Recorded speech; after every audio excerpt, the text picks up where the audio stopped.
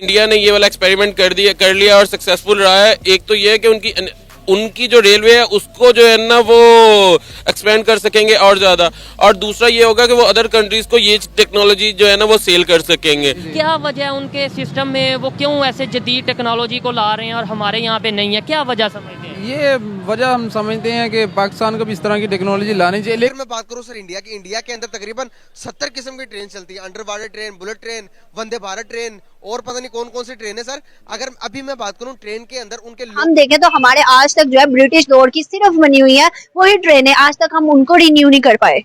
Luxury train चलती है India के अंदर, लग्जरी ट्रेन भाई, और under water train, underground train, यार इतने ट्रेन यकीन करो। जो सिर्फ अभी ऑरेंज ट्रेन ही है हमारी ओरेंज ट्रेन है जो कि लाहौर का गोल चक्कर लगा के वापस बस वो ही है बस। लेकिन भाई इंडिया इतनी फैसिलिटीज दे रहा है, आप इंडिया को अच्छा मानते हो या नहीं? यार अच्छा है, हमसे आगे जा रहा है, बहुत आगे निकल गया। जय हिंद दोस्तों फाइनली अब बहुत ही जल्द भारत में बुलेट ट्रेन का काम खत्म होने वाला है और अब आपको भारत में भी जापान के जैसे अहमदाबाद से मुंबई के बीच बुलेट ट्रेन ट्रैक पर दौड़ते हुए दिखाई देगी।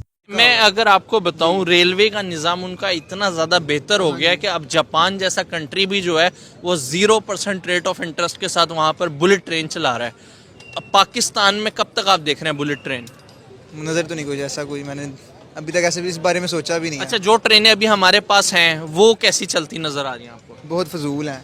आप उन मतलब कि कोई लेवल नहीं है उन ट्रेन का, उनको बेहतर होने की काफी जरूरत है। अब दरअसल हाल ही में कुछ खबरें निकल कर आई जिसके अनुसार सुनने में ये आया कि NHS-RCL ने 11,000 करोड़ रुपए का टेंडर पास किया है जापान से 24 बुलेट ट्रेन खरीदने के लिए। अब अगर यहाँ पर आप NHS-RCL को नहीं जानते तो मैं आपको बता दूं कि ये रेलवे की ही एक संस्था है और जिसका पूरा मतलब होता है national high speed rail corporation limited, और जो बुलेट ट्रेन जैसे प्रोजेक्ट है वो NHS-RCL के अंतर्गत ही आते हैं। NHS-RCL 11,000 करोड़ रुपए में जापानी कंपनियों से 24 बुलेट ट्रेन खरीदेगी और इन बुलेट ट्रेन को बनाने के लिए जापान की दो बड़ी कंपनियों का नाम सामने निकल कर आया है और उनका नाम है हिटाची और कावासाकी। ये जापानी कंपनी इन बुलेट ट्रेन को पूरी तरह से भारत के हिसाब से मॉडिफाई करके बनाएंगी ताकि वो भारत के हाई टेम्परेचर साथ ही साथ जो भारत में धूल वगैरह होती है उसको सहन करके भी ट्रैक पर आराम से चलती रहे। ये ट्रेन अंदर से बहुत ही ज्यादा लग्जरी होंगी और इनमें भारतीयों के हिसाब से उनको सारी सुविधाएं उपलब्ध कराई गई होंगी। इन बुलेट ट्रेनों को बनाने में कंपनियां जापान की हाई एंड एडवांस टेक्नोलॉजी का उपयोग करेंगी। साथ ही साथ अगर हम इन बुलेट ट्रेनों की स्पीड की बात करें तो वो 350 किलोमीटर प्रति घंटे से भी ज्यादा की होगी। बताया ये जा रहा है कि भारत को जापान से पहली बुलेट ट्रेन की डिलीवरी 2027 से पहले ही मिल जाएगी और जब ये डिलीवरी मिल जाएगी तो भारत वापी से लेकर साबरमती रेलवे स्टेशन के बीच में इस ट्रेन का ट्रायल करेगा। हालांकि अभी ये जो 11,000 करोड़ रुपए का 24 बुलेट ट्रेन बनाने का टेंडर है वो दोनों कंपनियों में से किसी भी कंपनी को नहीं मिला। इसके बारे में बोली लगाई जाएगी और फिर जो कंपनी भारत को सस्ते में 24 बुलेट ट्रेन बना कर देगी उसी को ये टेंडर दिया जाएगा। चलती है सेमी स्पीड ट्रेन है, बुल ट्रेन को भी उसने समझ लें कि का रिकॉर्ड तोड़ दिया है। क्या वजह है उनके सिस्टम में, वो क्यों ऐसे जदीद टेक्नोलॉजी को ला रहे हैं और हमारे यहाँ पे नहीं है, क्या वजह समझते हैं? ये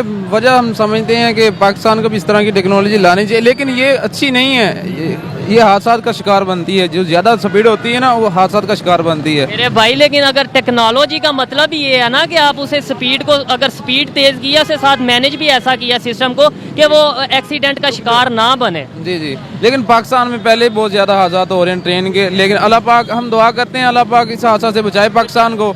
लेकिन दुआ है पाकिस्तान में भी इस तरह की टेक्नोलॉजी आए और बिल्कुल आनी चाहिए। देखें टेक्नोलॉजी आएगी, हमारा टाइम बचेगा, हमारा फ्यूल बचेगा और वही फ्यूल वही टाइम हम मुल्क में लग्जरी ट्रेन चलती है इंडिया के अंदर, लग्जरी ट्रेन भाई, और under water train, underground train, यार इतने ट्रेन यकीन करो। जो सिर्फ अभी ऑरेंज ट्रेन ही है हमारी ओरेंज ट्रेन है जो कि लाहौर का गोल चक्कर लगा के वापस बस वो ही है बस। लेकिन भाई इंडिया इतनी फैसिलिटीज दे रहा है, आप इंडिया को अच्छा मानते हो या नहीं?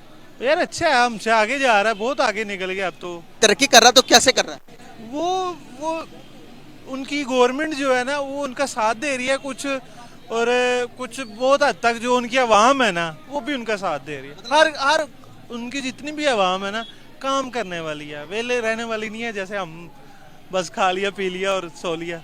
अगर मैं बात करूं सर इंडिया के अंदर तकरीबन 70 किस्म की ट्रेन चलती है, under water train, bullet train, Vande Bharat train और पता नहीं कौन कौन सी ट्रेन है सर। उसके बाद भी जब जो फाउंडेशंस होती हैं, बुनियादें थी, वो इंडिया ने अपनी बहुत प्रॉपर बुनियादें डाली, तो उसकी वजह से वो आगे हैं, हर फील्ड में हमसे आगे हैं।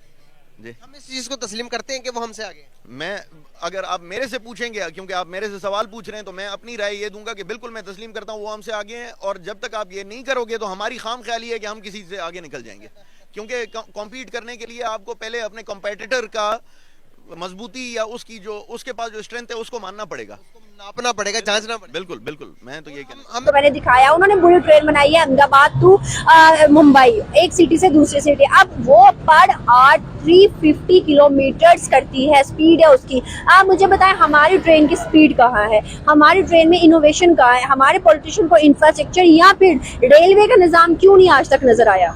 देखिए जी, फर्स्ट ऑफ ऑल मैं सबसे पहले तो ये आपको बताऊंगा कि हमारे मुल्क में जो है ना, सियासतदान जो है इन्होंने बेड़ा गर्क कर दिया हमारी मौशत का और ट्रेनों का। ठीक हो गया है, जो भी आता है वो हमें सबक बाग दिखाता है। हमारी आवाम का ये हिसाब है कि हम भेड़ बकरियों की तरह जो है ना अपने हुक्मरानों के पीछे लग जाते हैं। एक आप बकरा लेते हैं, ठीक है, वो बकरे को नहीं पता चल रहा होता कि मुझे ज़िबा करने के लिए लेके जा रहे हैं या मुझे चारा खिलाने के लिए लेके जा रहे हैं। ठीक है, हमारे हुक्मरान जितनी भी पार्टियां, मैं किसी पार्टी को ठीक नहीं कहूंगा। ठीक है, लास्ट टाइम जो ये हुकूमत आई है इमरान खान साहब की, इमरान खान साहब ने कहा था कि मैं IMF के पास नहीं जाऊंगा, मैं कर्जा नहीं लूंगा, मैं नौकरियां दूंगा, मैं घर दूंगा, मैं ये कर दूंगा, मैं वो कर दूंगा।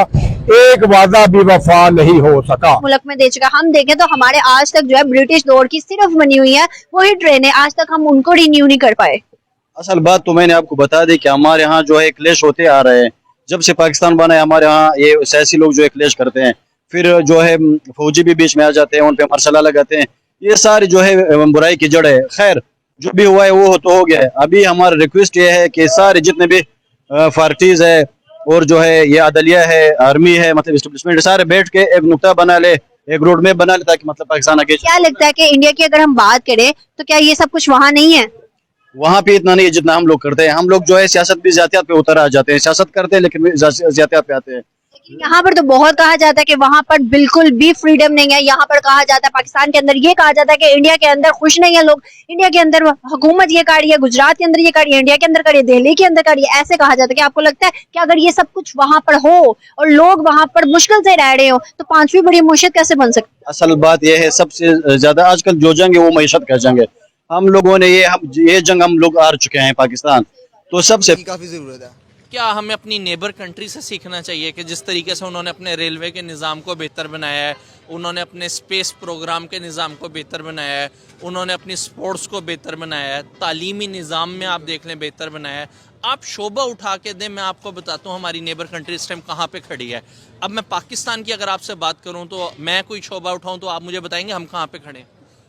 जी वही बात है ना कि अगर आप इंडिया को देख रहे हैं अब ये प्रोजेक्ट किस कंपनी को मिलता है, किस कंपनी को नहीं मिलता, ये तो भविष्य ही बताएगा। लेकिन बुलेट ट्रेन पर आपकी क्या प्रतिक्रिया है, आप वो हमें नीचे कमेंट में जरूर बताओ। और अगर आपको ये वीडियो अच्छी लगी है तो प्लीज इस चैनल को सब्सक्राइब करके बेल आइकन जरूर दबाओ। मिलेंगे एक नई वीडियो में, तब तक के लिए जय हिंद, वंदे मातरम।